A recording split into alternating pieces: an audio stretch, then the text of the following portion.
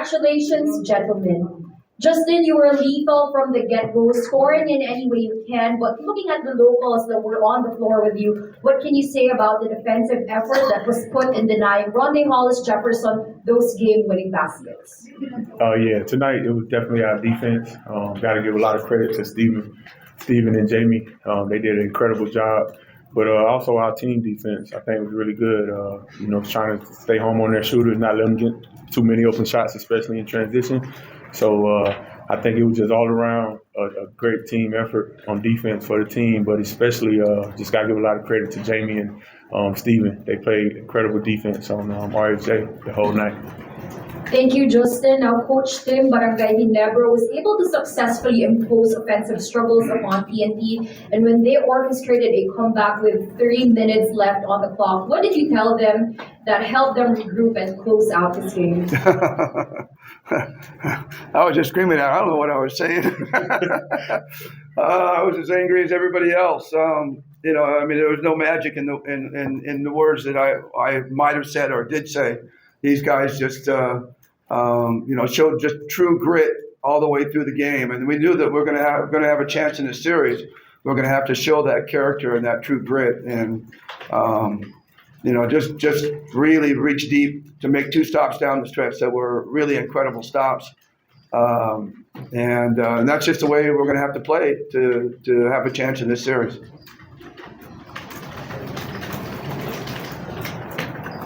Thank you, Coach Tim. Now we would like to open the floor to our friends from the press. Justin, congratulations. Not the prettiest of victories, but you got the job done. You had 35 points. Oh, about the game? Man, I think in this series, Coach been, since the start of it, Coach was saying it's going to be a defensive series, and, some games you just going to have to win ugly. And I think that was a perfect example tonight. Low scoring game, 70? Yeah, so I think if we want to continue having success in this series, I think it's going to be very important we use, all our effort we can on defense and just try to, I guess make the game ugly.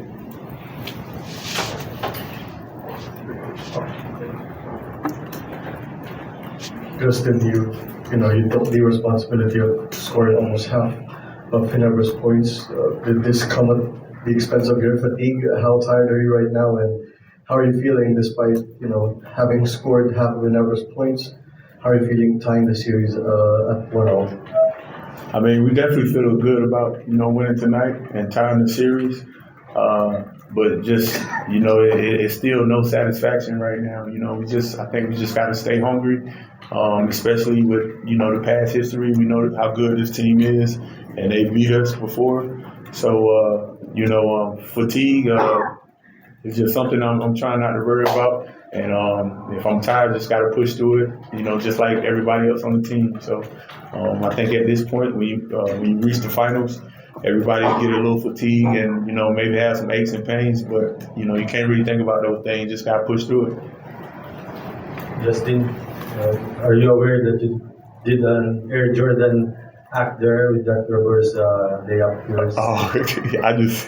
I didn't realize. I just see the opportunity. RJ, man, he's a really good defender, really elite defender, and I just wanted to be aggressive. I seen where an opportunity where I can reverse it, so I had to do it. So, but I was lucky it went in, though.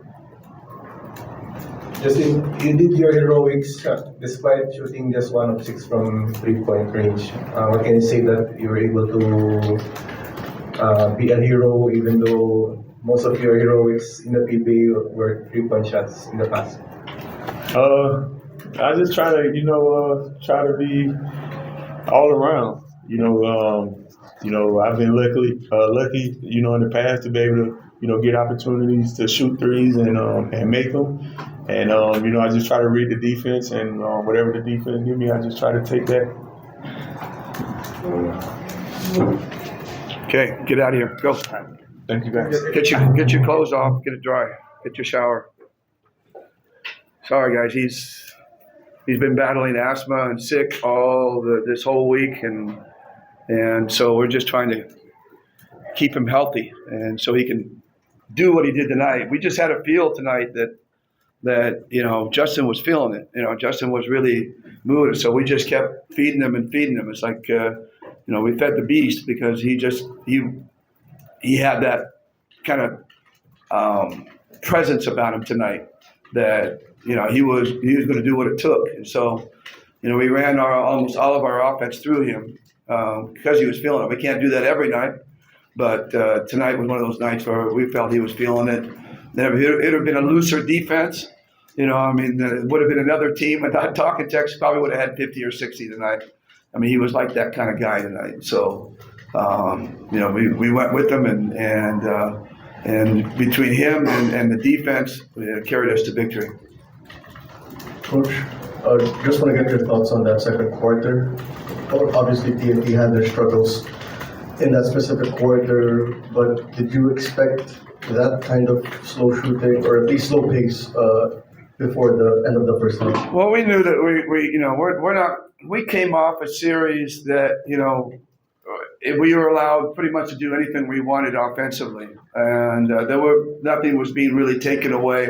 There was no real gutted out type of possessions that we had to do. There was no big plays down the stretch that we had to make. And in the meantime, Talking Texas doing that at rain or shine. There, every possession is important. And I just think that coming into the series, especially in our first game and in our first quarter, we came out thinking we were just going to be able to do what we wanted. And they're just too tough of a defensive team. So we came back tonight and said, hey, we finished number 1 in defense this conference. We can turn the tide and bring our own defense to the game. So did we expect to hold them to 4 points in the second quarter? No, obviously. But I think a lot of that can be contributed that we were getting them to rush shots and they weren't getting open looks, and just a real credit to again Stephen and Jamie coming out and giving RJ a hard time. RHJ, it's just tonight. We'll see what happens in Game 3 if we can continue. Whether RHJ is going to have an adjustment to it. Chart is one of the most brilliant adjustment coaches I've ever been around. So there's going to be an adjustment there. But I think also that we have a chance to play a little better offensively. We could shoot the ball a little bit better than we did. We need to get RJ untracked. I think that's really going to be important for us to get RJ untracked offensively. But if we can do that, then we can maybe squeak out another game 3. But it isn't going to be a game that's going to be in the 120s or 110s, hundreds. This game's going to be one in the 90s and 80s at most, and sometimes tonight like the 70s. Coach, the last few minutes you had 2 stops on Ronde by either double teaming him or forcing him to just force the shot. Was that did you anticipate that or? Well, they know that down the stretch, if it was a one shot to take, we're going to get the ball adjusted. So we know they're going to try to get the ball to Ronde, and Ronde's going to create. Stephen did a great job of containing him, and then we fired him from the sides, and once he got his head down and the ball started getting loose, we did a good job of firing him. And no one person is going to take RHJ, one-on-one by themselves. So, Steve knows that, Jamie knows that, and they know it's as well as they're playing defensively, it's really a team defense that they're getting to. Coach, you have some words with RJ Abarretas after that missed 3-point shot, please. Well, RJ's still a young player. He's still, like I said, we got to get him on track. And that's not anything different between him or I do to anybody else. I thought he took a bad shot at that time. He could have got to the basket a little better.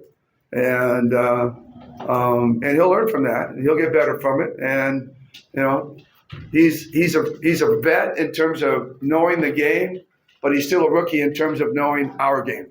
and the way we play. So he's still learning the way we play. And, you know, I had enough trust in him that I put him down there out down the stretch, and I expected him to make decisions.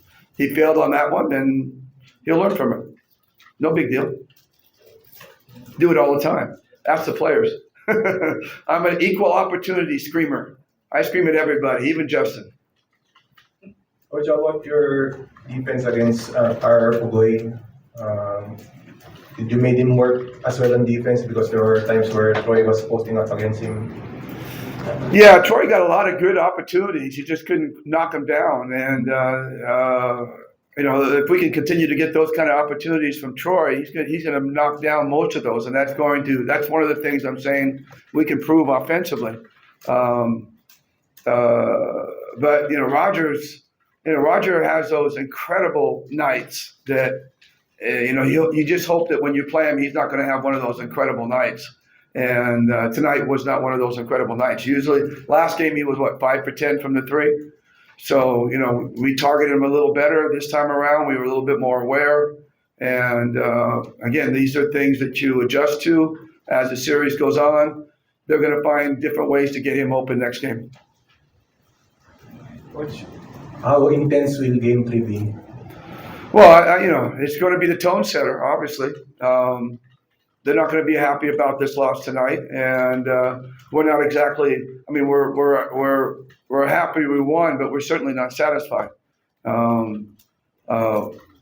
As well as we played defensively, we still don't feel we played that well of a game, especially on the offensive side. So we feel there's a lot of improvement going on. They're going to improve. We're going to improve. I think it's going to be a hell of a game on Game 3 and the rest of the series. Do you think the sports can accommodate the people that might come in Game 3? Well, I hope they're hanging from the rafters. You know? I really do. I hope they can find a seat or standing room only, whatever. But I'm excited that people are excited to watch this series. So, you know, this is what we play for, and you know, we play for them. And so, you know, if there's going to be another 50,000 outside wanting to get in, I'll be happy about that too. But, you know, we'll do what we can with Phil Sports and then Antipolo afterwards. But it doesn't matter what venue we got to play in. It's still a championship game, and we got to bring it. And that sums up our post-game press conference. Thank you and congratulations once again.